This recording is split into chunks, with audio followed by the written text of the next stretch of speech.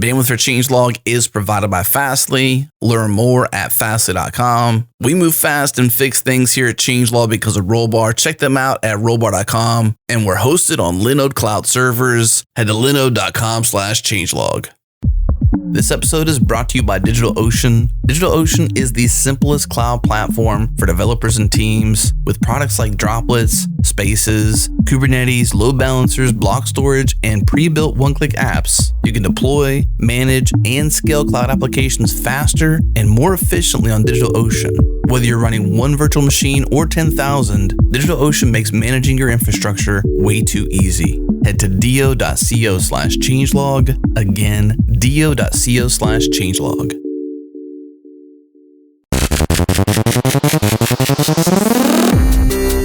Welcome back, everyone. This is The Changelog, a podcast featuring the hackers, the leaders, and the innovators in software. I'm Jared Santo, managing editor of Changelog Media. This is a special two-part series for you to end 2019 on a bang. We sent our dear friend Gerhard Lazu to KubeCon for the very first time. You may remember Gerhard as our resident infrastructure expert. He's been part of the Changelog family for years now, and we couldn't think of anyone better to rep us at KubeCon than him. On this first episode of the series, you'll hear from Bryan Liles, co-chair of the event, Priyanka Sharma and Natasha Woods from GitLab, and Alexis Richardson from Weaveworks. Okay, I'm passing it off to Gerhard. Enjoy. I'm Gerhard. Today is the 19th of November, 2019, day one of KubeCon North America and the Cloud Native Conference. We are here with Bryan Liles. He's the co-chair and senior staff engineer for VMware. We watched this morning Bryan have a great keynote. I really enjoyed it, and especially the dance that he started with. I really loved it. And I thought it was a great keynote. I enjoyed the conference so far. This is my first KubeCon. It's a great conference, 12,000 people. That's so many people. But tell us how it was so far for you, KubeCon. Oh, wow. So my KubeCon journey for this conference started months ago. Oh, wow. I think we started in July. And so just to let everyone know how this works is that we put out a call for papers, and I don't know when this is going out, but we're having another one, a call for papers like December 4th for KubeCon Amsterdam next year in the March. But we pull out a call for papers. We get many replies. Like, I don't know the exact number, but it's thousands. And then we have a program committee. And the program committee, we need that because we're doing 14, 15, 16, 17 different tracks here at KubeCon. And there's no way that me and my co-chair, Vicky, could actually read all those talks and then score them. It just would never work. So what we do is we bring together about 110 people, and we tell them, here, you're going to look at talks in applications or operations or machine learning or networking or something like that. And we make sure that every talk gets about 4 to 5 reviews, and they're scored. And the scores are interesting. They're scored in like 4 or 5 categories, and it's just like originality, what we think the speaker has done in the past, have we seen talks like this before? And then what happens from there is then we get this huge spreadsheet. Yeah, we use a spreadsheet. And then what we do is we go through, and the co-chairs go through every single talk. So let's say if we had 3,000, we have to look at 3,000 talks times 4 or 5 reviews. So imagine that can be up to 15,000 things. And then we just put together and we figure out that we have, 12, 13 to 17 talks per track. And we organize and we order them and we make this thing. So what everyone's seeing now who came to KubeCon is a lot of work. And I did it over vacations and over weekends. And it was a ridiculous amount of work. But the reason we do that is for this reason that people come and they see our keynotes and they're like, oh, wow, that keynote was inspiring. Or they go see a talk and they're like, wow, I saw this talk. But the best part is that all this stuff that we're doing, minus a few talks, are going to be on YouTube in a few weeks. So you could just not come. But that's only part of the conference. The other part of the conference is our SIG stuff. And our SIG updates are We have two types of SIG. And a SIG in cloud native world is special interest group. It's a group that is focused around some kind of topic. So we have Kubernetes SIGs, and then we have CNCF SIGs. Kubernetes SIGs probably, as you can figure, are around Kubernetes. So there's a lot of those. So all of those will get one or two talks. And it's usually like a intro talk, like let's say SIG apps. And that's talking about applications running on Kubernetes. So SIG apps would have an intro of what they are, meet the members, and then they would have a deep dive into some topic, something they're trying to solve right now. And then on the other side, we have our CNCF SIGs. And what those are like the cloud native. They're not focused around any particular product. And here's something else. I co-chair that. I do my day job, but I also co-chair one of the CNCF SIGs, and that's SIG application delivery. And what we're trying to do is figure out how people are writing applications in a cloud native world. So we'll do a beginner talk, and then we'll do an advanced talk. So the goal here, and including our pre-day stuff where we have like a whole bunch of mini conventions all in one, is to get people who are in this cloud native space somewhere to come meet people and hear topics they would not hear about.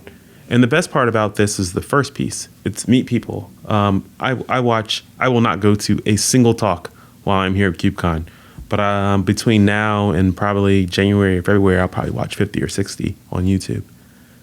But I take advantage of being here to actually meet new people, forge old relationships, and just basically put myself out there as a person who is trying to succeed in this space. Long answer, but that's what it is. It's very comprehensive, and I think we got so much out of that. So the thing which I would like to add is that you're right. The talks, you can watch them on YouTube. But there's so many other things happening around the conference. It's difficult to even comprehend the scale of the exhibits that different sponsors have, and some great interactions happening there, games, contests, demos, pairing stations and pairing setups and solving problems together. It's so amazing to watch everybody contribute. The thing which I enjoyed today very much was going to talk to the Ask Me groups. Like there was the Prometheus group, there was the etcd group, the FluentD group. It was really great to go and talk to those maintainers in a corner, and the sort of interactions that, where would you have that? You'd maybe have to go to PromCon or to the specific conferences to get that. I was so impressed by these small things, which in themselves are really big if you think about it. So one thing is about KubeCon is, and it's different from a lot of conferences, KubeCon it can only be put on at this level because we have lots of great platinum and gold sponsors paying lots of money to the CNCF. And people can have opinions about that, but it's not about that. It's not about enterprise. You'll notice that on the stage, when big companies like Microsoft or IBM Red Hat or VMware come on the stage, they can't sell a product. And we actually coach them not to sell a product. We want the people that come on stage from these companies to talk to the audience, who mostly developers and operations people, and there are some executives and VCs out there too, but we want to talk to our community, the community that's building things. So what you said, especially like around the Ask Me's, those are important because there's two things. One, I want to talk to the people who write the software that I like to use. Like, it's nice to be able to meet people from the Prometheus project or people from the Envoy project. That's real cool. But the other side is for the writers of the software. And this morning, I did an update as a project update for CNCF incubating and graduated projects. And I just picked a few, and then I brought people on stage for two reasons. One, I don't think some projects are getting enough. They don't get enough press because their developers just don't think that way, or their heads down, or it's just like boring stuff. DNS is boring, and it should be boring. If DNS is exciting, we have bigger problems in life. So starting off with core DNS was just to show people, hey, I didn't even put a URL up there. Just go Google it or something. And if you like it, you like it. If you don't, you don't. But also getting these developers who write software. So a good example of that was I brought one of the founders of the, what's it called? The Open Policy Agent. OPA? OPA. OPA, yeah. And you know what? That software is boring too. But to see the passion of Torin explaining about their custom language Rego and how all the integrations work, wow. Yeah. And the WebAssembly piece, I thought was really interesting how that fits into the big picture. And if you didn't know that, you were like, "That's policy, boring," but it's not boring. It's interesting, and I want these developers who spend all this time working on this stuff to have an outlet. And it's a little counter to what people were doing before, and whoever comes behind me will probably do it different. But my thing is spotlight on people creating good things, and that's what I take these opportunities to do. I have a platform. I'm going to use it for that. Yeah, that's a great summary of what happened this morning. I really enjoyed being in the audience from my perspective. As you mentioned, OPA, I haven't even heard of that project, the Open Policy Framework, Open Policy Actor. It's Open Policy Agent. It's made by a company called Styra. And the gentleman I'm talking about is named Torin. And the crazy thing is that, of course, I wait to the last second to put these together, just because that's just how the world works. And so I reached out to Torin last Wednesday. And it was last Monday. And I'm like, "Hey, this is going to happen. Give me slides." So even though you spent 6 months reviewing all those submissions and preparing, there were still last minute things. Yes. And all that to make a conference which has been running so smoothly. It's only day one, but already I feel that so much has happened. And I connected with so many people. I had so many interesting conversations. So I think the focus on that, the focus on getting people together and less about attending talks unless you're really interested in them. I think that's a great way of approaching. It is. And I know this is Changelog and you all talk about open source. So this is what we're doing. We're trying. So funny thing, KubeCon / Cloud Native Con is the largest open source conference in the world. Crazy. We are talking with big companies and small companies and all in the between, and like end users and individuals or people just talking open source. I mean, it's all around Cloud Native for the most part, but it's all open source. So it's great that we are giving people the outlet. And yeah, I do wait till the last minute to do the updates because there's so much other things going on. The update talk is actually the last thing in my mind. So it's more of let's get the talks, the agenda, and then let's get my keynote, which I'm going to do on Thursday, and I'll talk about that in a second. And then we'll talk about this update, and because it's a couple hours of work. So that's how we do that. And so when it comes to representation in different companies, every single Changelog sponsor is present at this conference. I was looking through everybody there, and it took me a good hour roaming the halls and the showcases for the sponsors. It's unbelievable how many people are here and how many, the buzz is immense. I really enjoyed that, and I haven't seen this happen at any other conference. So hats down, the biggest conference, amazing discussions, amazing people, and everything is running so smoothly. So a big... I will actually say this about things running smoothly. Linux Foundation has the best events team in the industry. There's a lot of good events teams out there, but the Linux Foundation, they're really good at this. And a lot of the success goes to people who don't get named in these talks, but they're there. They're coordinating the location. They're working on the speakers. They're setting up the agenda. They're actually doing the groundwork for this. So this is a big event. Okay. So any last remarks that you want to make? Yeah, actually, so since I'm on an open source podcast, I want to talk about my open source. And actually, it's really relevant to this whole thing. So I'm working on a piece of software called Octane. I wrote it over the last year. And the long story short is that we wanted to solve the problem of how can a person who is not familiar with Kubernetes sit down and understand what's going on with their workloads. It's a really heavy topic. And so I created a proof of concept last year, and we went through and we got it all approved, and now it's a piece of software. But that's not really what I want to talk about. I want to talk about the power of open source and this whole concept of a 10x developer. So I like to think of myself as a 10x developer, and I can just imagine people stopping this conversation. They're like, that guy, Bryan, what is going on? So this is why I think I'm a 10x developer. And no, I'm not telling the binary joke. That's not fun. That's not even funny. My job as a developer is to inspire others to do things and to write software that allows others to do things.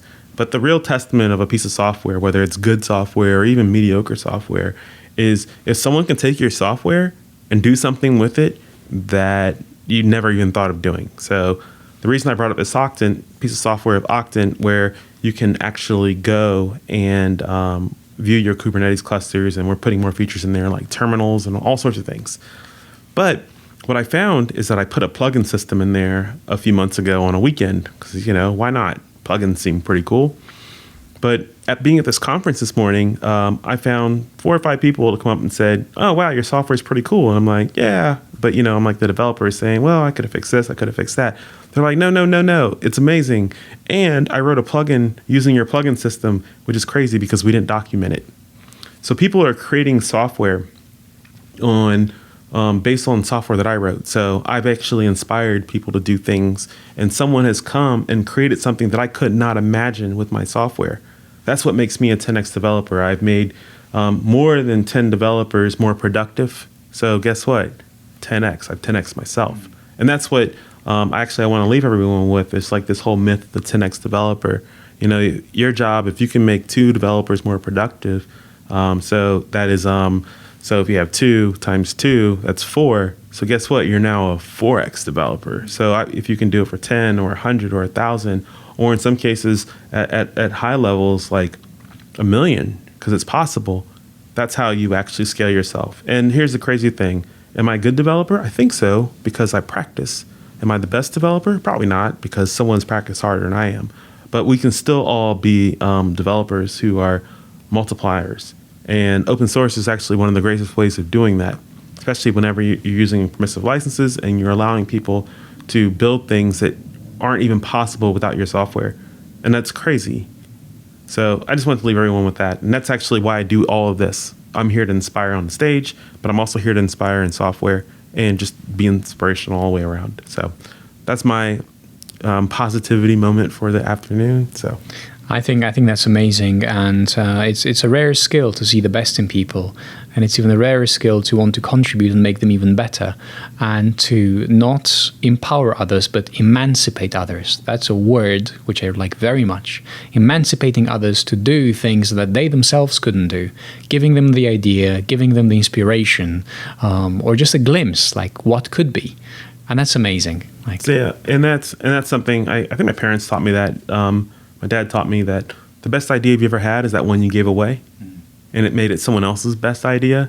And, it took me, it's funny, we were talking right before that we started recording about being an adult, and, that's whenever I knew I was an adult, when I realized that an idea was just an idea, and whether I did it or someone else did it, it didn't matter. And if it's your best idea, but I came up with it, that's fine. I made you better. And then hopefully, you either do me another favor or you go out and make the world better. So either way, I win. So that's how I look at it. Maybe I'm a bit naive or I have a little bit of blinders on, but the world will always be weird and bad. So you have to go find your happiness, and this is how I find my happiness. That's amazing, Bryan. Thank you. I love that.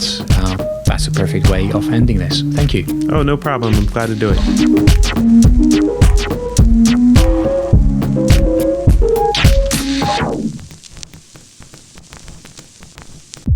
This episode is brought to you by GitPrime. GitPrime helps software teams accelerate their velocity and release products faster by turning historical Git data into easy-to-understand insights and reports. Because past performance predicts future performance, GitPrime can examine your Git data to identify bottlenecks, compare sprints and releases over time, and enable data-driven discussions about engineering and product development. Ship faster because you know more, not because you're rushing. Get started at gitprime.com/changelog. That's gitprime.com/changelog. Again, gitprime.com/changelog.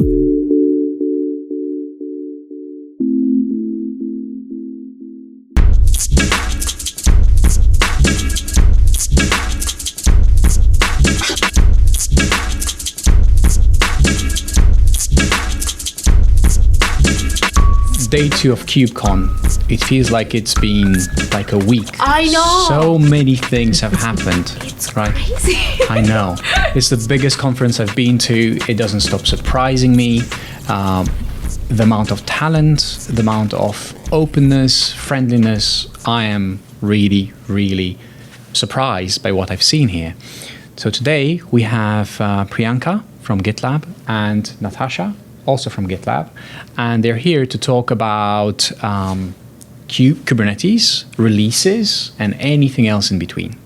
So would you like to introduce yourselves and tell us a little bit of the history?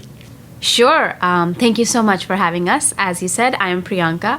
I serve as Director of Technical Evangelism at GitLab, which is very similar to developer evangelism, developer advocacy, and other companies. And our job is to build GitLab's technical brand by participating in the ecosystem, by being useful members and contributors. I also serve on the board of the CNCF, which is the Cloud Native Computing Foundation, who are the people who bring you this event and are the home for Kubernetes and a bunch of other projects. So that's me. Yeah. I'm Natasha Woods, and I'm the head of corporate communications for GitLab.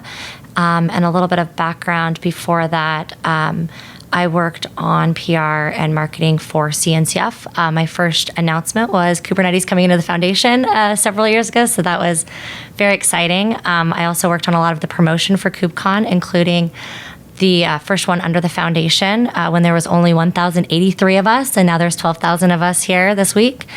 And I'm also a Kubernetes contributor. I was the marketing lead for release 1.9, 1.10, and 1.15. Wow, that's amazing. That's a lot of releases. So even though things have changed a lot since those days and the whole community and ecosystem has grown so much, what do you remember from those days? A lot of work. Okay. No, the spirit's still very, very much there. I mean, at that time, everybody was really excited about it coming under the foundation and a lot of contributions and a lot of people outside of Google. I mean, Google was very much still involved, but a lot of people from, Red Hat and, even Mirantis and tons of different companies were getting really involved. And there was just a really great spirit of community and collaboration and just trying to kind of figure this out. Like, how do we take all of these contributions and how do we release on a smart cadence? And, just for KubeCon, like, how do we make this a developer first event, and how do we educate people, and how do we bring people in that have been doing this for a while and pair them up with people who maybe haven't been doing this for a while. And then on top of it, it's launching a foundation, and it was kind of an experiment. Like, is this going to work, and is this going to thrive? And the foundation has 129 end user members. I'm not talking about the vendor members; that's over 500. But right. that's just end users. Like the Ticketmasters and the Home Depots and Fidelity, and the Air Force and companies like that. So it's really a testament to all the work that everyone's been doing, the last 5 years with Kubernetes, the last 4 years with the foundation. So it's been a lot of fun. And now I'm at GitLab, and I'm getting to do it all over again with the rocket ship of a company this is. And so it's a lot of fun. Yeah, I remember, I think I attended the first KubeCon that was under the foundation in Seattle, right? Yeah, mm-hmm. There were, I think, 700 or so folks in the room there, and it was totally different size-wise, and it was the first time I was actually engaging with the sort of like what I call the systems people, because I'd done mostly like web development stuff before, so I was extremely nervous. I basically didn't want to go, but I went because I'd been working on the open tracing project, which we wisely put in the foundation. And the first, the day zero kind of thing, there was a meetup, the Kubernetes meetup, and I went there and I was like, everybody knows so much. This is intimidating. I should just run away. But people were so nice. Everybody just welcomed me, and like they made me feel so comfortable. People were going out of their way to do that, and they didn't even know me, right? And my heart just warmed, and I had actually ended up having a great time at the conference. And since then, I've been attending all of them and been on the program committee for a lot of them. And that's the nice thing. The ethos is the same as you were saying, Natasha. It's like, yes, there's like 12,000 people here now, but so many people are new first timers, just like I was, in 2016. And they're all like, we're bringing them into the fold, we're welcoming them in, and I think this is why it's the best community ever.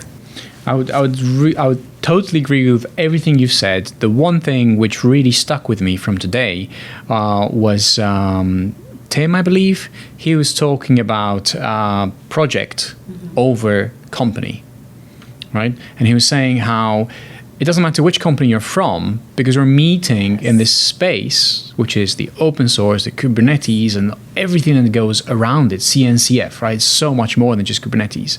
And the approach, the way everybody approaches the problems that we're trying to solve is so friendly. Yes. And the scale, even though it's so much bigger than it was a couple of years ago, it's exponential growth. Yeah. It's exponentially better, I would say, right? So things haven't changed in the way people approach it, but the scale makes it so impressive. So the one thing which I keep noticing is the documentation for all these projects is so good. Yes, I mean... Why is that? I think there's a lot of hard work that goes behind it. So it's nice. I think the CNCF does a good job of gently pushing projects in that direction of like, hey, documentation is really important. And I think it's part of the graduation criteria as well, right? It is, and they also provide documentation funding. So they provide resources, which I know a lot of projects outside of a foundation and outside of a large company may not have such resources. But they do provide those resources, which is wonderful. Yeah, and I think, the cool thing, as you were saying, Tim said, project over company. So people's identities are becoming about the work they do on project X, Y, or Z. And when that's the case, you start thinking holistically. And so your project is like a product. You want people to use it. You want, otherwise what's the point, And so I did this myself on the open tracing project, right? When we got it going, we weren't developing in a vacuum. We were developing for people, and so you got to make it easy for them to use it. So I spent, as Natasha said, a lot of time on the open tracing website just writing things down. Or if I didn't know, that some level of technical detail that was beyond me, I was harassing people to make them do it. It's hey, I don't understand this. Can you explain it? Can we do this? And it was kind of grunt work, right? It's not the most fun, but we pushed through, and then suddenly we had a bunch of stuff that was super useful. And then adding to it is actually a lot easier. It's kind of, actually, at GitLab, we have there's the product documentation, but there's also the company process documentation, which we call the handbook. And I can't even imagine what it must have been like for Sid, our CEO, when he started it, because you're the blank page problem. But now it's so in the habit that, update the process on handbook. That's the natural thing you do when you change a process. And so I think once the ball is rolling, same for documentation, same for process documentation, then edits are a lot easier. Mm-hmm. And so I think that's kind of where we're at with CNCF projects, and that's why it's, I think, very good. Yeah, at GitLab we say handbook first, and we iterate a lot. It's actually one of our values is iteration, and I think that that's a really good lesson for open source projects. Yes. Is document first, iterate. It's really going to help you go back, and it's also going to help new people coming in. I agree. That's a big advice that I think we would give to someone that's getting involved in this area. I think the nice thing, which is true for GitLab and also most open source projects, is that everyone's distributed, right? Everyone's remote. There's no office. And then there's no way to communicate if it's not written down. And that ends up helping a lot. One thing which I would add to this is that I was watching PromCon a couple of days ago, and I forget his name, but what I do remember is that I went to the GitLab handbook, and the dashboards, the operational dashboards. Ben Koji or Andrew Nudige? I think Ben Koji. Yeah, he's a Prometheus core team member and GitLabber. Right.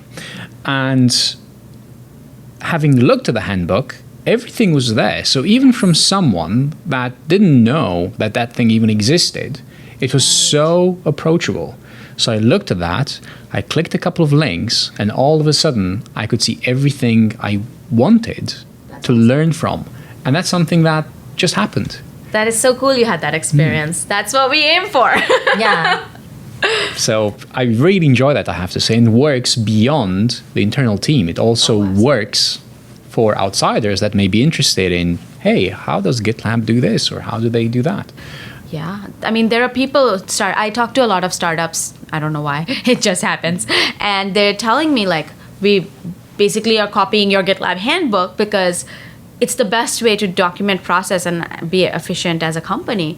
And it's nice that we've been able to provide sort of a starting point for a lot of folks. And I'm seeing this momentum like grow. More and more people are coming and telling me this. So it's pretty cool. I would just go a step further with the documentation and a little story of working on the release team. Yes. So when we were working on release 1.7 and 1.8, more from the communications side, and I mean communicating with the different stakeholders and contributors and people that are really giving back, but also the companies that are seeing what's coming down the line for the new releases and things like that. We didn't have a ton of documentation on that.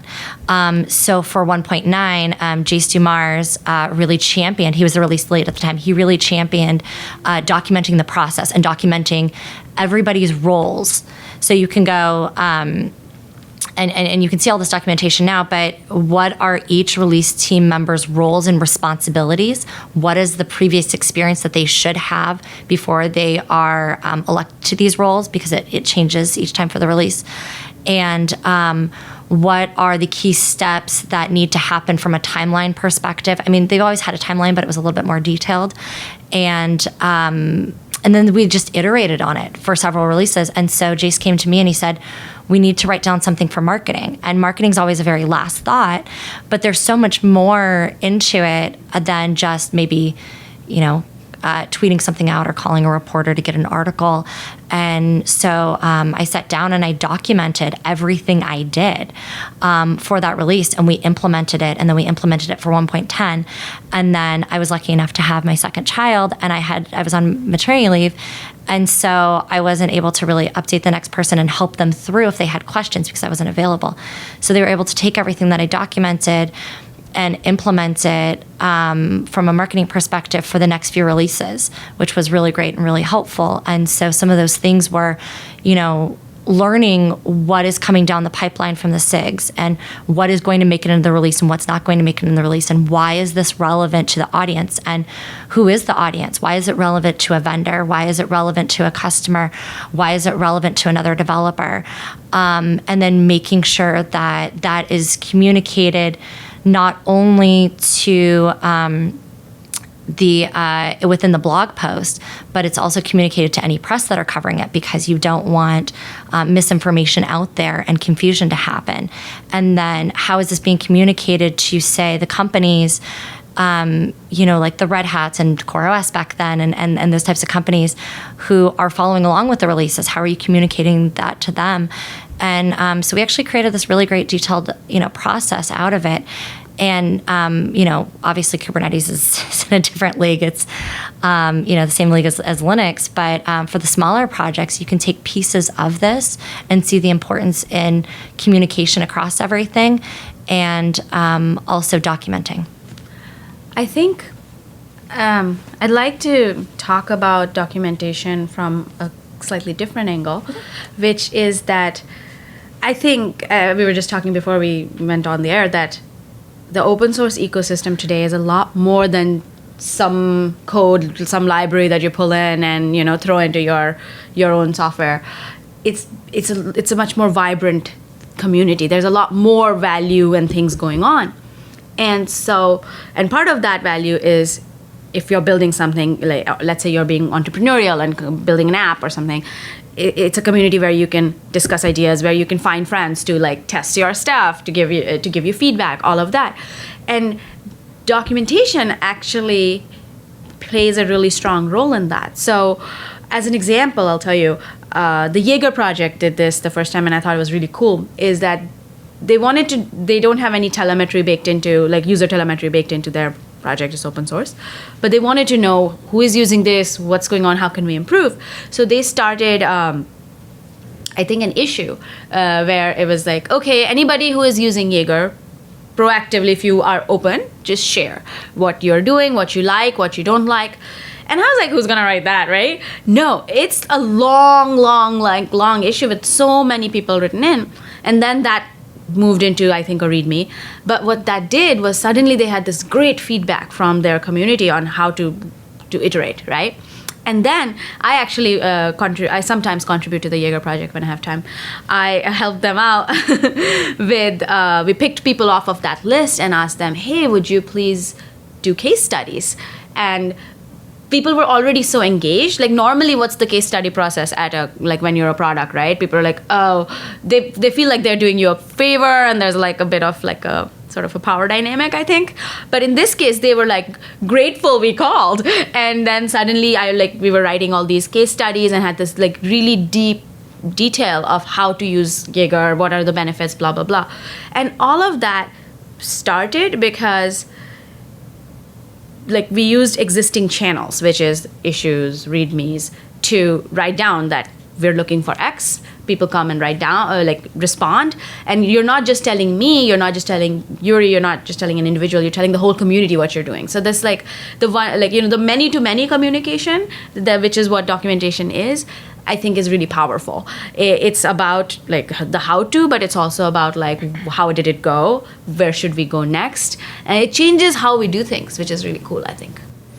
I think that sounds really good. And going back to what Natasha was saying a bit earlier about the Kubernetes and the releases and how the documentation plays such an important role in the Kubernetes releases, I'm wondering how much of that influenced the way other CNCF projects do documentation. Kubernetes, a very popular graduated CNCF project, the way things are done in Kubernetes, I'm sure they must have inspired the other projects, and they must have been, Kubernetes itself must have been an example of how to do it well, because it's proven itself over the years how effective that is.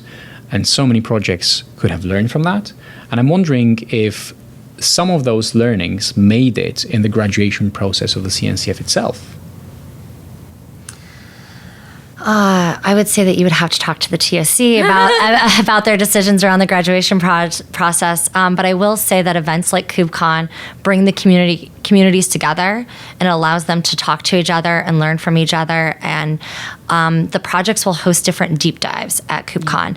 And so you can go into the deep dives and really dig into the project, what it's doing, ask questions, learn, things like that. So I think there's a lot of cross communication that happens, and I know definitely for some of the younger projects coming in, probably did look up to Kubernetes and what they were doing, and everything is freely shared between each other, which is great. I know when so I launched a lot of the projects that came in from a PR perspective. So I would write the blog post, and I would work with them to get some press about what their project was and things like that. And I looked at the documentation and the anecdotes of people of how they use it to get myself up to speed, because all these technologies are not the same. So I had to learn a lot of those very quickly, and not having a background as a developer, this was really, really helpful. But people could also read through everything that's documented and make a decision on if they even wanted to donate their project and if they wanted to be part of a community. And so I think it's powerful in different ways. Yeah, as someone who's worked on a few of the smaller projects, I can definitely say that the Kubernetes governance model and like how they're structured, right? Like how you do the releases with them and what the processes are, absolutely like influence how like smaller projects do things. I think there are things you will do when you're a Kubernetes level project that you just don't need to do when you are like a sandbox project that just came in, right? It just doesn't apply. But what Kubernetes has provided is a great framework of how to grow. And when you start feeling those growing pains, like here's a good way to do governance. Here's how you start special interest groups to address whatever concerns. Actually, as an example,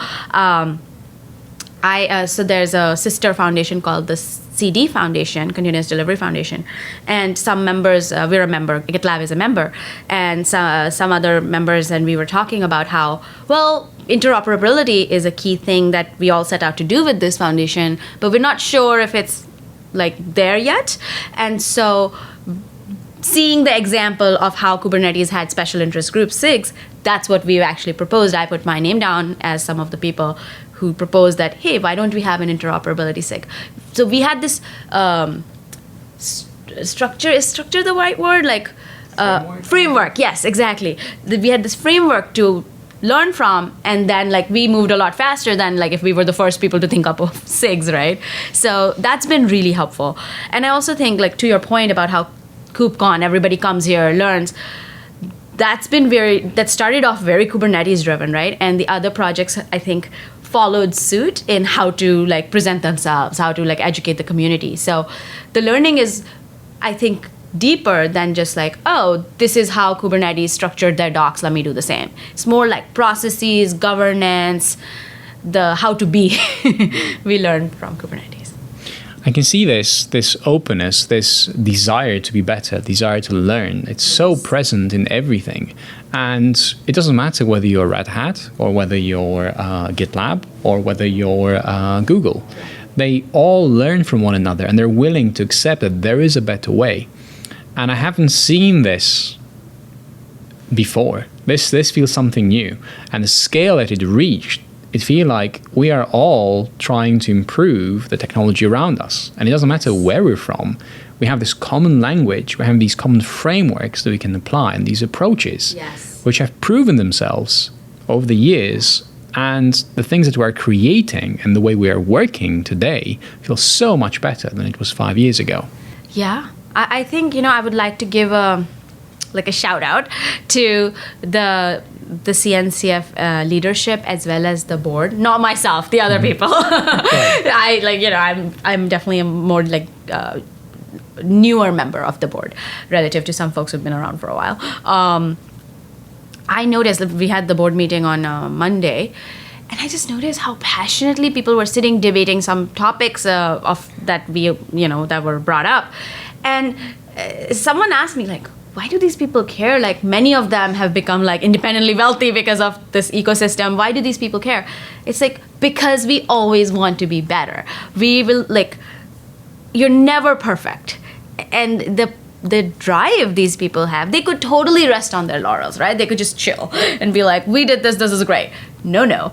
It's a constant discussion of like, what's next? And I'm just inspired. I'm so grateful that I get to be in that room and see this, because that motivates me in whatever I do to be always trying to be better. So it's pretty cool.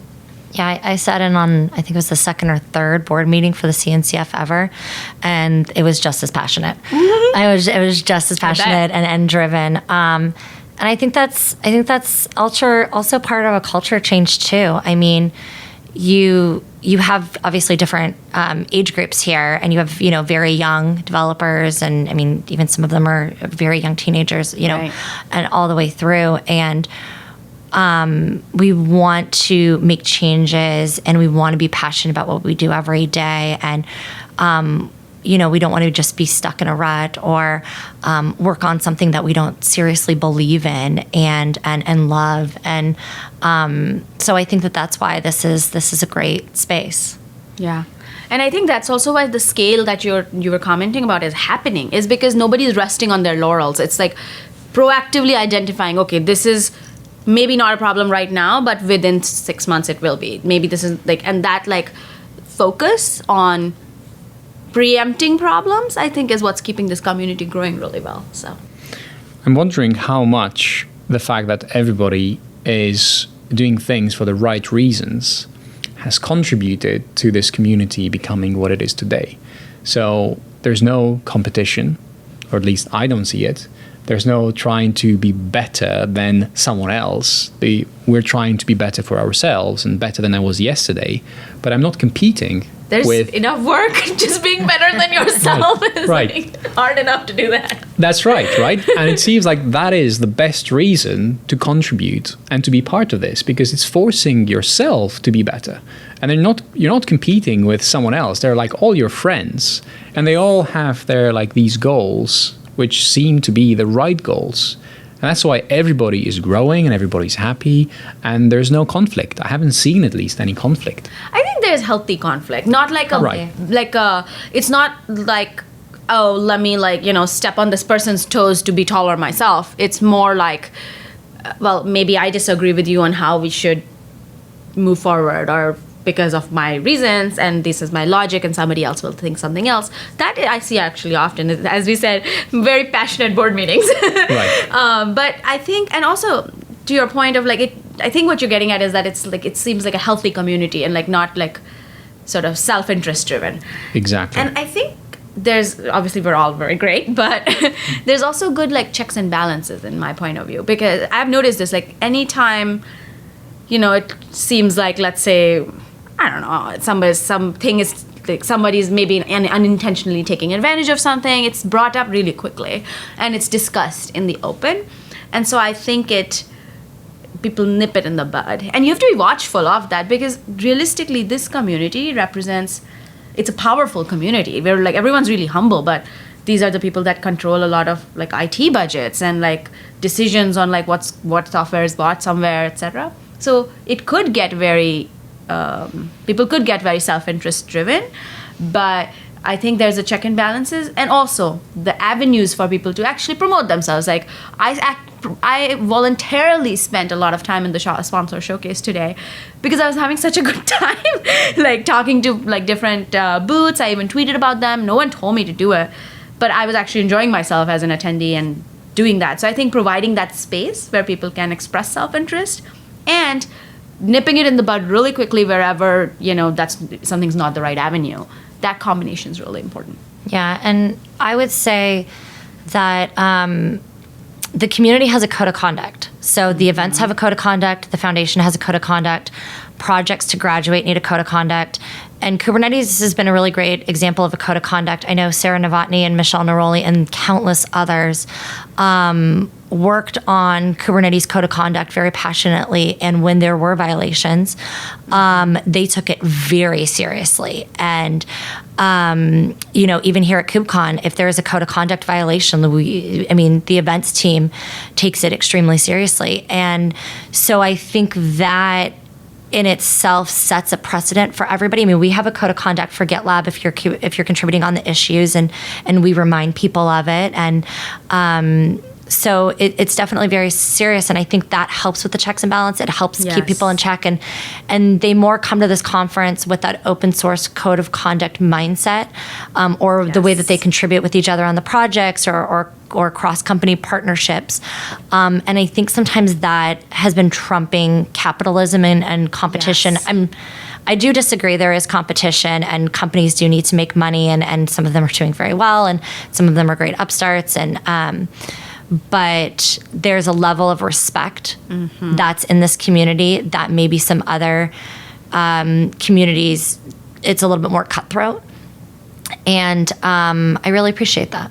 Yeah, totally agree. And there's this nice, like with the code of conduct, it's so important, Natasha, that you bring it up. I feel like how the leadership or like the events team handles code of conduct reports is really important. So sometimes people might feel like when they report, if it feels like they're seen as a complainer, they will not be incentivized to do that. I actually reached out to the events team at one of the other events, because I noticed something which I thought was not okay. And I wasn't even sure, frankly, if it wasn't okay. I just was like, this is seeming off. I should notify somebody just to check into this situation. And I didn't even worry about how will I be perceived or any of that stuff. I emailed them and I was like, hey, this is what I noticed. I thought you should know. I'm not saying definitely something bad happened, but maybe worth looking into as a preemptive thing. And they were just so grateful. They were so nice. And like I connected them to the people they had to talk to, all of that. And it was an easy process for me. And it was a frictionless, and like no judgment, no shame, and that creating that environment is really important. I think they did a good job of it. I think it creates a safe space. If you looked at when Dan Kahn did his opening keynote, and he said, how many second graders or first-time KubeCon attendees do we have, and how many fourth graders or, veterans? There was so many hands that have went up, and walking around and just getting to know new people this week, I ran into so many different people that are new, and they keep saying like how welcoming the community is and how they feel like this is a safe space. And I think that's really important, because if you're stepping out of your comfort zone and you're new to a community, and you may be new to development, so that's very intimidating as well. I mean, I was nervous doing my first MR. But request yes. for that initiated. It's definitely a safe space, and I think that the communities have come together. Not just Kubernetes is here. Obviously we have Prometheus and Open Tracing and Jaeger and Linkerd and all of those, but those communities have really come together to make it a good environment to contribute. So if you haven't contributed or thinking about contributing, I think it'll be a good experience. Yeah, I would agree with that. I mean, this was my first KubeCon, and as I mentioned, to begin with, I was definitely a second grader, and that's why everything that I've seen has been so positive. And you're right, like a lot has happened in the past, all good things, which led to this safe space, so this great way of collaborating, of communicating, of just being together. And the way things are being managed, it's amazing. Yeah, and you mentioned earlier about, you wonder if Kubernetes has influenced the smaller projects that have come after it.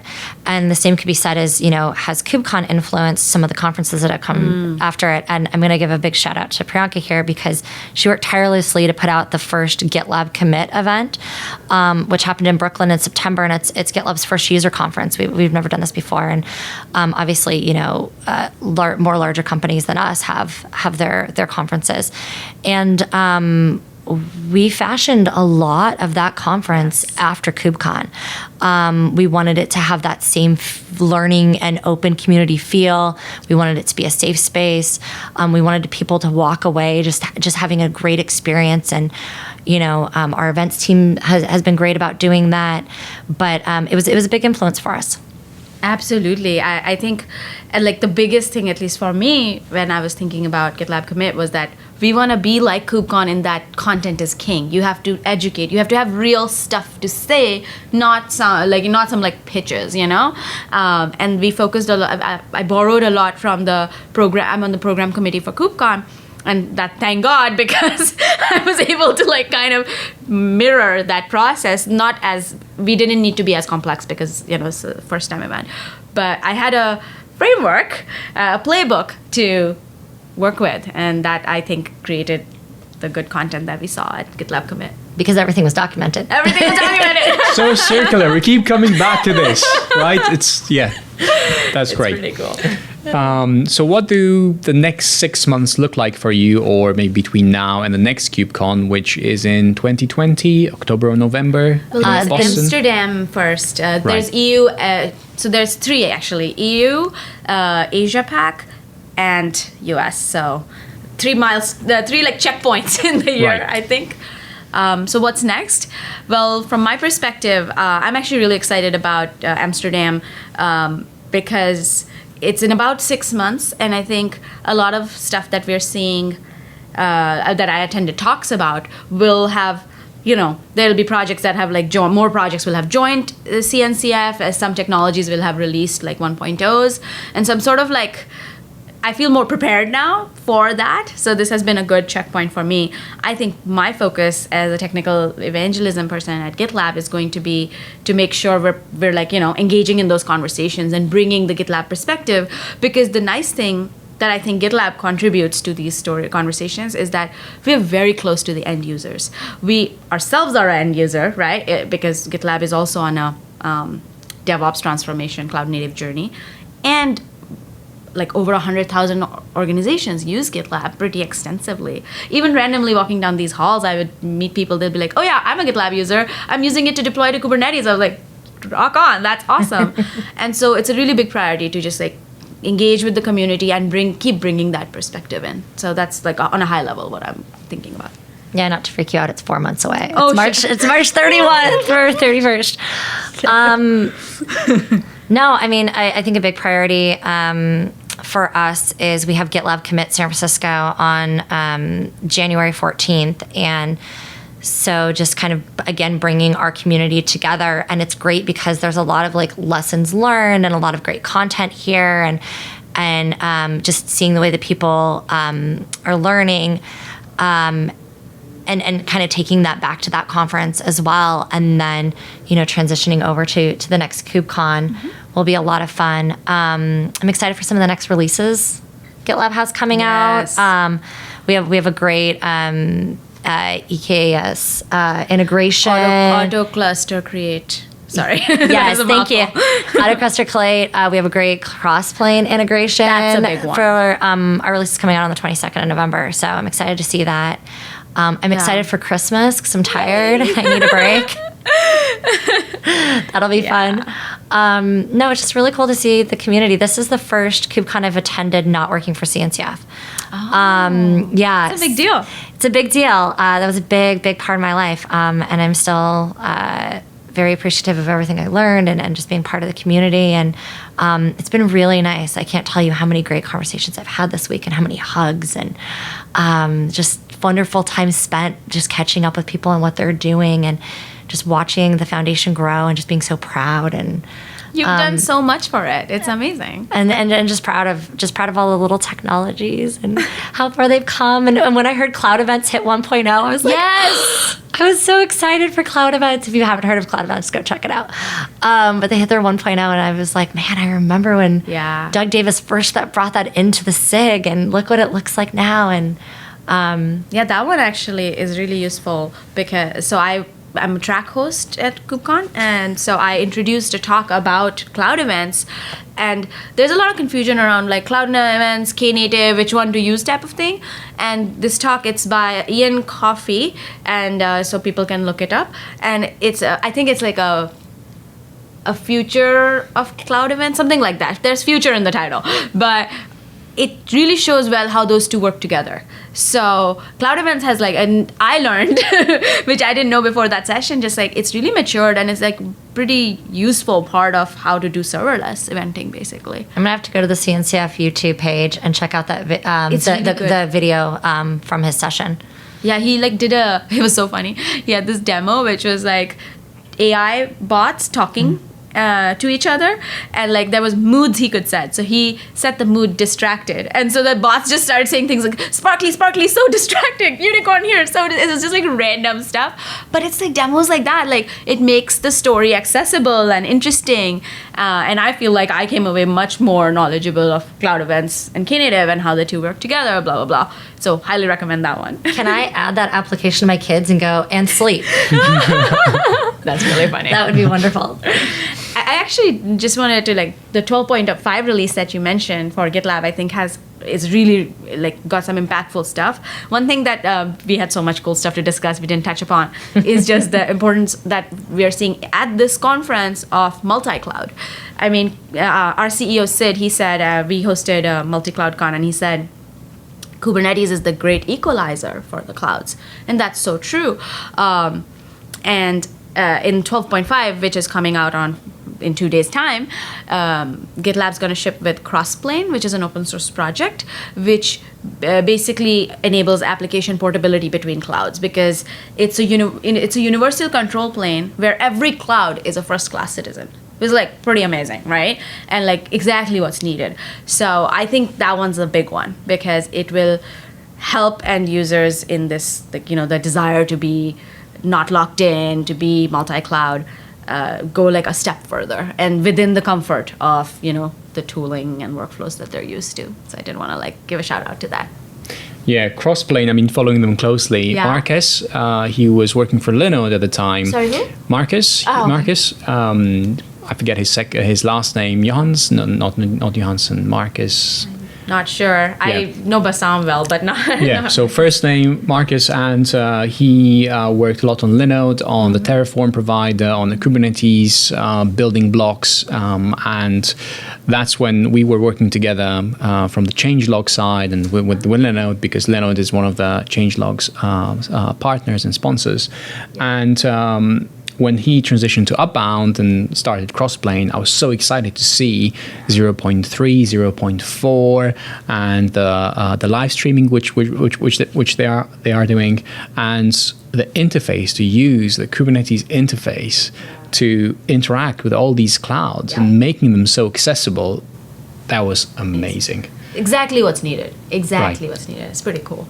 So Kubernetes, it just goes beyond what people have imagined to begin with, and now all these extensions being added, I really, really like that. It's so exciting. And all clouds and on-prem, everything, you know? So it's there is no second-class citizen. It's all because we have an end user called Genworth who spoke at Multi-Cloud-Con, and they were and they're insurance companies, so regulations really matter for them, right? And they're the reality is that different regulatory reasons will make you actually pick different clouds many times. It's not you just feel like it. It's you have a legitimate, you just have to.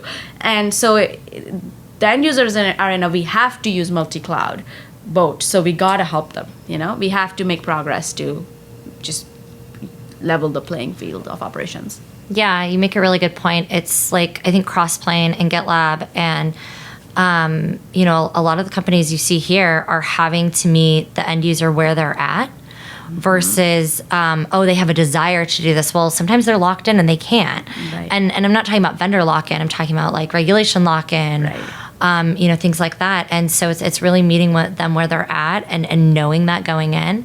And it's again of the wanting to help, wanting, the being nice and wanting to contribute back. It's how can we help you? Mm-hmm. Whether you're using the open source tool or a paid version. Doesn't matter. Yeah, it was actually at the same Multi-Cloud-Con, we also had a panel of venture capitalists, and we were asking them questions on this ecosystem's really evolving and the type of companies you were funding before, now what's the difference? And one of the things they said was that in the initial brouhaha when Kubernetes came around was people had this futuristic technologies that awesome tech, but a regular company would have to jump through a billion hoops to get there, right? And some of those tech were getting funded back then, but now I think there's been clarification in the market where if someone is not able to meet the end user where they're at, it's not a very fundable idea anymore. And I think that's a great thing, just because it was the point of designing rocket ships if people people need cars. You know what I mean? It's if that disconnect isn't good. So I'm really happy to see that change. Thank you very much, Priyanka. Natasha, I've learned so many things, right? We all learned so much. The gift that keeps on giving. I'm so glad that we had this opportunity. I'm so glad that KubeCon is happening so often across the entire world. I highly encourage anybody that is even mildly interested, or even if they're not, just join it, see what it's all about. It's an amazing experience, and it's really difficult to capture it in a couple of words or even in half an hour. We could be talking about this on and on and on. It's so many aspects, a bit of something for everybody, and actually many things, and things that no one even expected. There are many things which I didn't expect, and they're all amazing. So thank you. Thank you for having us. Thank you so much for having us.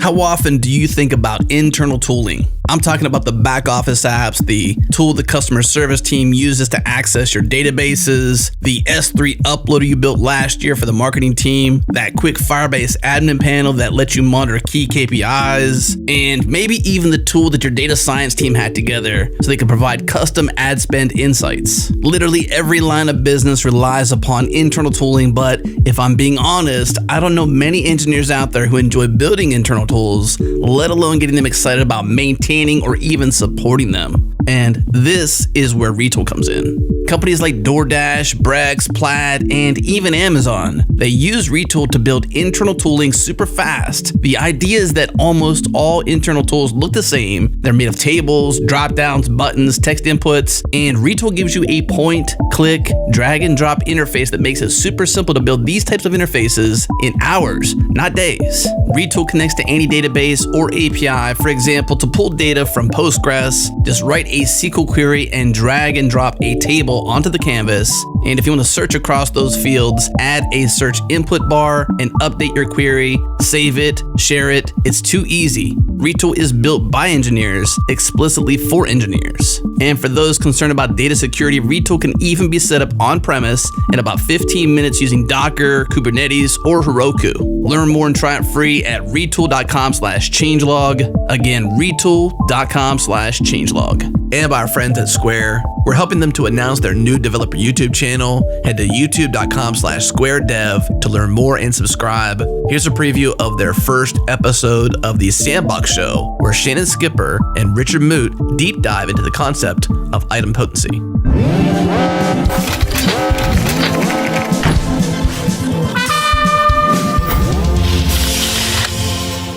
Welcome to the pilot episode of The Sandbox Show, a show a YouTube show. Where we'll deep dive into subjects that developers find interesting. Don't worry, there will be plenty of live coding. I'm Shannon, and this is Richard, and we're going to cover a broad range of topics as the show evolves, but for today, what are we going to be covering? On this first episode, we're going to be covering item potency. We had talked to people in our community, and the thing that people seem to be really confused by is this concept of item potency and how does it relate to interacting with an API. Right. And so I didn't do some Googling on this beforehand, but I know that you did. I did. So the definition of item potency comes from item and potent. So item being same and potent, power or potency. So it's the same potency. All right, check out this full-length show and more on their YouTube channel at youtube.com/squaredev or search for Square Developer. Again, youtube.com/squaredev.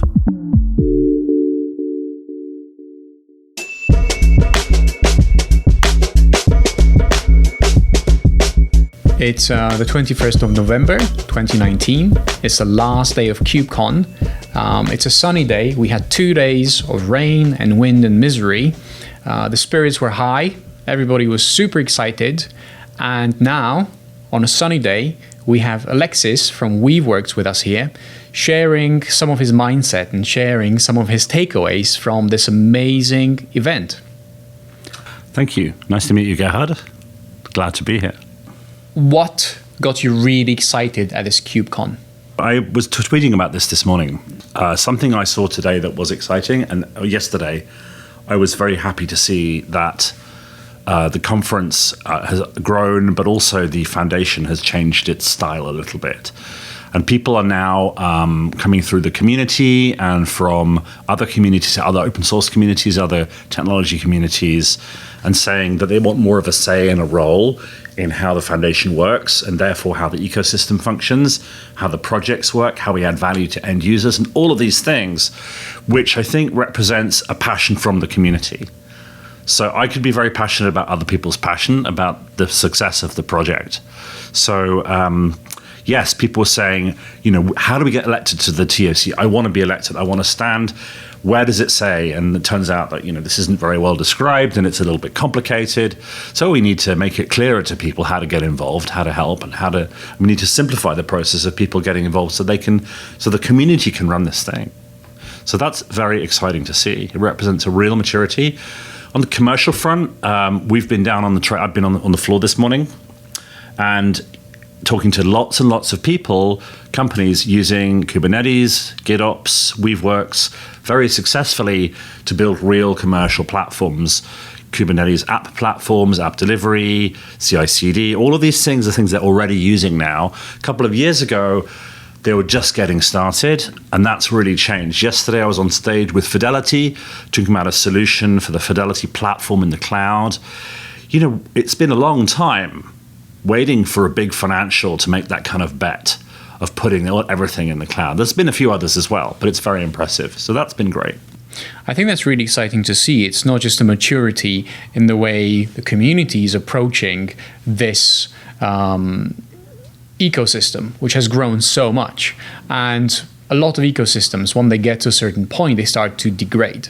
Right? And I think this is something that we're seeing here, where there's some good balances and good checks in place, which make sure that everybody participating is focused on the positive, is trying to do things better, is trying to improve, so that the ecosystem continues to grow in the same positive way.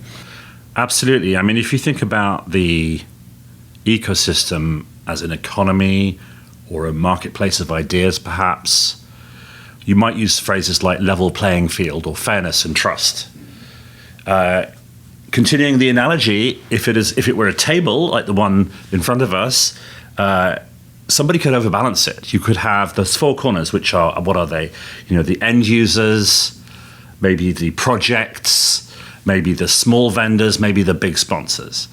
And if you overweight the table by putting a big weight on one corner, it will collapse. And we've seen that happen with other foundations, or they didn't quite collapse, but they became wobbly, and they had to spend several years fixing themselves.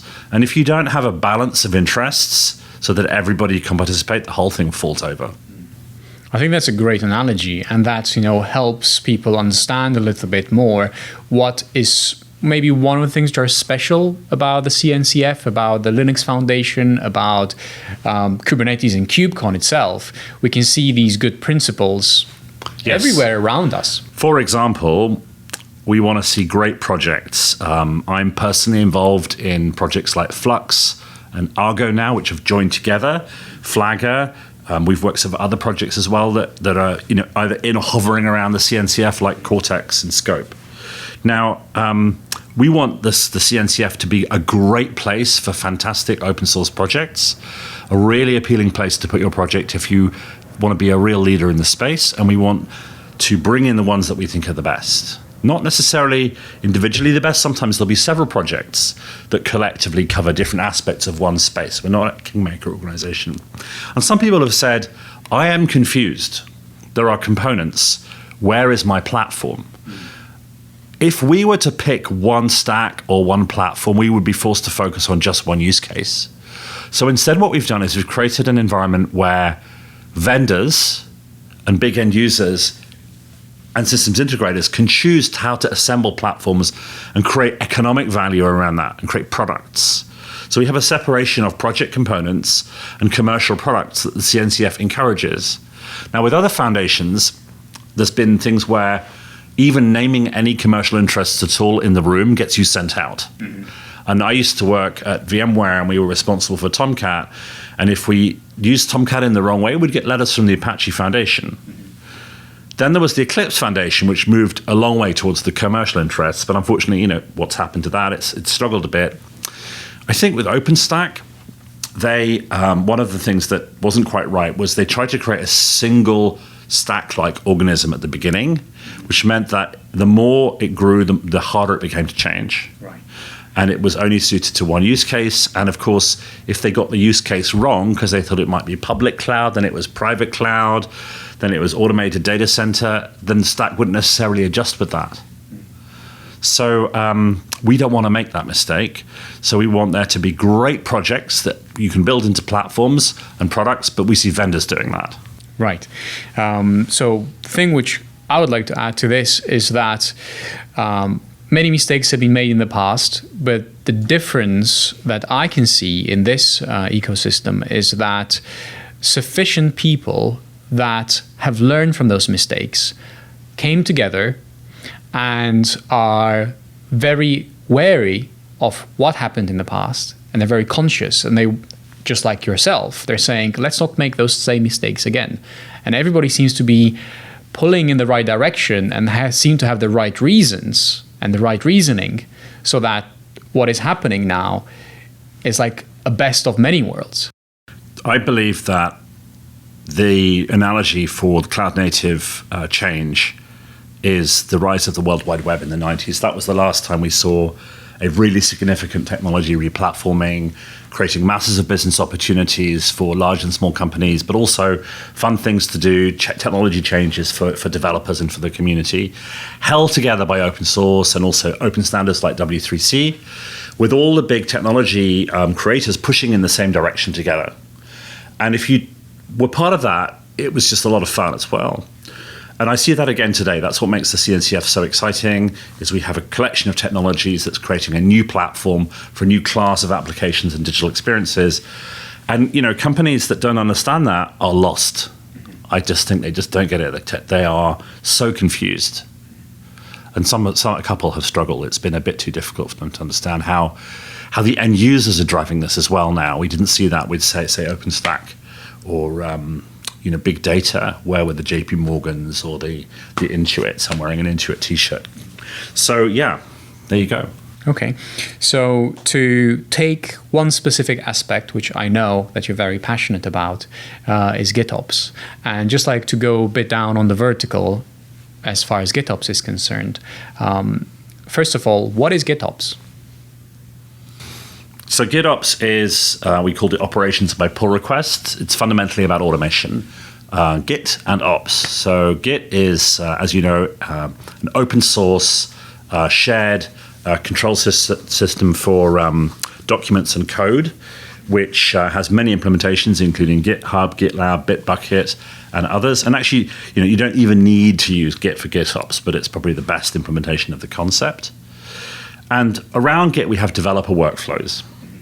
And the developers who are doing these workflows used to just write code and push it, and then they would have other tools that did infrastructure automation. With GitOps, you see a much tighter coupling between that and a new class of automation tools for operations. So in GitOps, operations is as automated as you like and is triggered by changes in what's in Git, which we call the source of truth. The people who love GitOps love it because they can ask questions like, is my infrastructure, my cluster, in the correct state? If I destroy my infrastructure or delete it, can I start it again in the right state? And can I upgrade just by making config changes?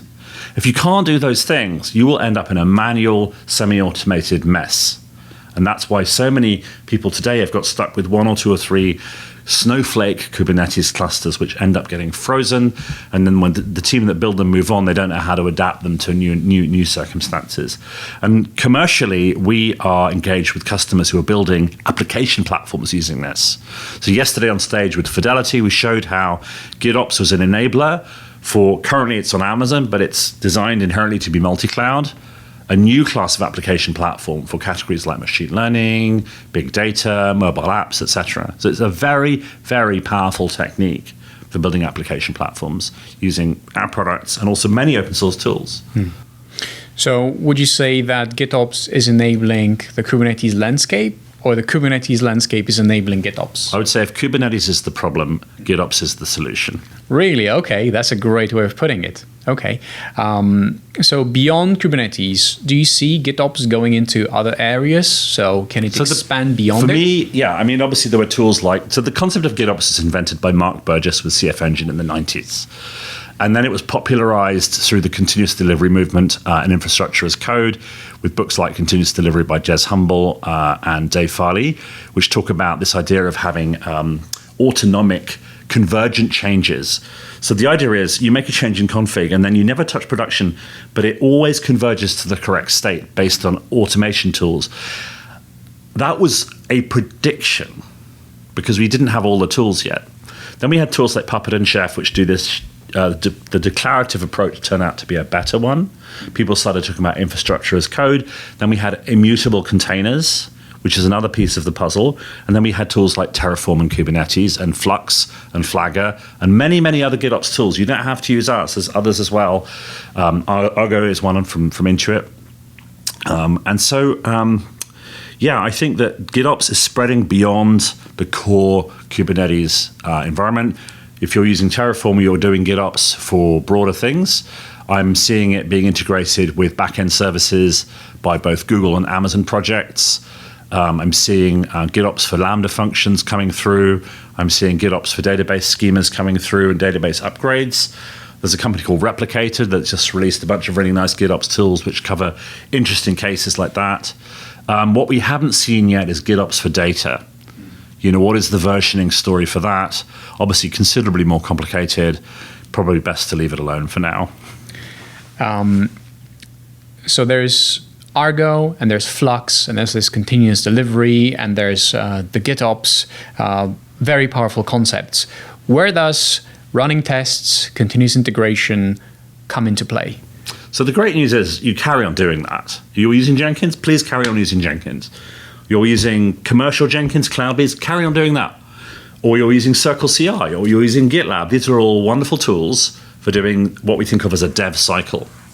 But instead of actually having the external dev orchestration powered by your CI tool be responsible for deployment and management, in GitOps, we stop. We put all of our deployment artifacts into our repositories, which will be the containers and the config files. Note these are immutable things. And then the ops is done autonomically, automatically, or automagically by the tools that are responsible for managing the stack. So they deploy the changes, they make sure they're convergent correctly, and they manage the system, and they alert you if it's drifted from its correct state. So what we're doing is we're pulling back the responsibility of CI just a bit. So it's no longer doing deployment, management, and any kind of observability, because that's not really the role of CI. The external orchestrator drives the dev cycle. The internal orchestrator drives the secure deployment of changes. So the test and dev just carry on as before. Now, the other one is testing in production, progressive delivery. That can be done using GitOps too. We've created a tool called Flagger. In Argo, it's Argo rollouts. These will eventually, I hope, become one project under the Argo brand. But Flagger lets you make a change and then adjust the impact of that change in the live system. So you, for example, could roll out a canary, meaning a new image with a new feature. You could direct 5% of your traffic to it to test it in production. You could even run a security check and roll back automatically if things are insecure. You can do feature flags in the same way. The future is thousands of clusters running thousands of experiments concurrently so that everybody can make incredibly fast iterative changes to their systems, all powered by GitOps. So I hear a lot of tooling, different names. For someone just wanting to get started, what would you recommend? Which is the best way of getting started to understand what they are, how they fit together, how to start using them, all these tools?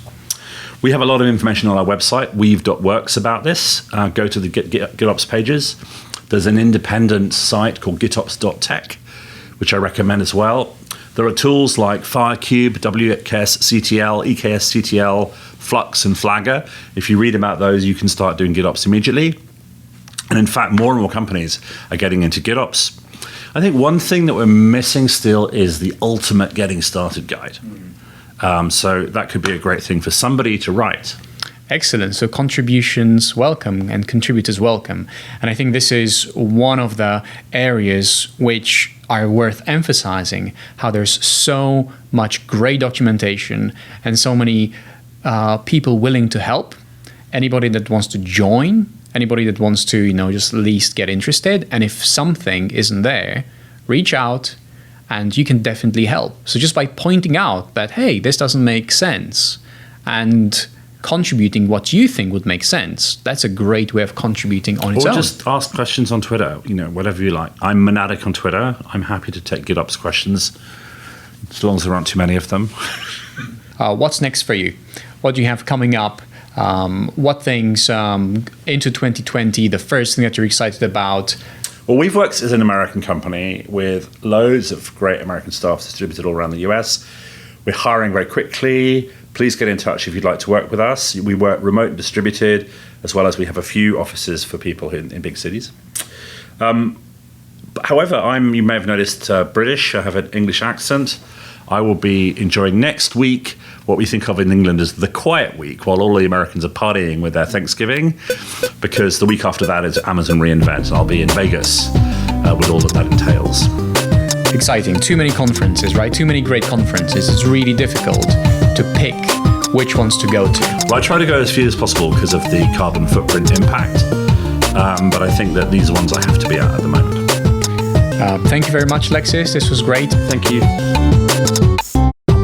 All right. Thank you for tuning in to the Changelog. Special thanks to our friends at the CNCF for making this series possible. Stay tuned for part 2 to hear Gerhard run an interview marathon on the final day of KubeCon. He's talking Prometheus, he's talking Crossplane, he's talking Grafana. These are deep dives that you don't want to miss.